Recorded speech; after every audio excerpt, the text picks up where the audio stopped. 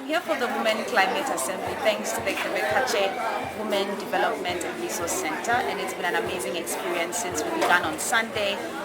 What's been amazing for me is learning how climate change is affecting sisters from other countries on the continent, and also coming to understand how women need to rise up to fight for their rights in terms of access to land, access to basic information on the harm that a lot of the companies are causing because of over extraction of minerals, unfulfilled promises from big companies that mentioned that they would give communities some kind of support whilst they establish, but they don't get any. But what they get in return is depletion of resources, which women depend on heavily. Women depend on land, women depend on the forest, women depend on the oceans to be able to keep themselves and their families running.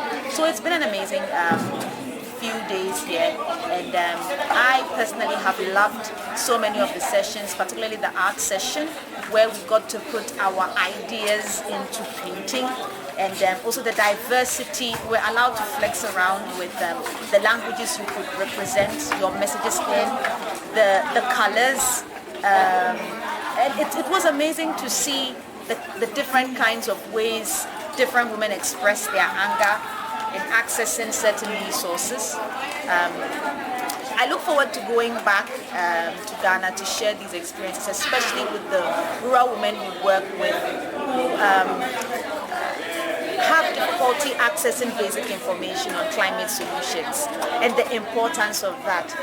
We have, for instance, been taking them through beekeeping, which is an important way to keep the environment good and safe for all of us. It's an environmentally friendly climate alternative solution. But we want to continue to let them understand beekeeping not just as a source of income, but beekeeping as a solution to the climate problem we're facing. Those are two different things. Understanding that it's an income generating avenue, but also the fact that as you are engaging in that, you are making the world greener and making the world a safer place for all of us. Yeah, so that's it.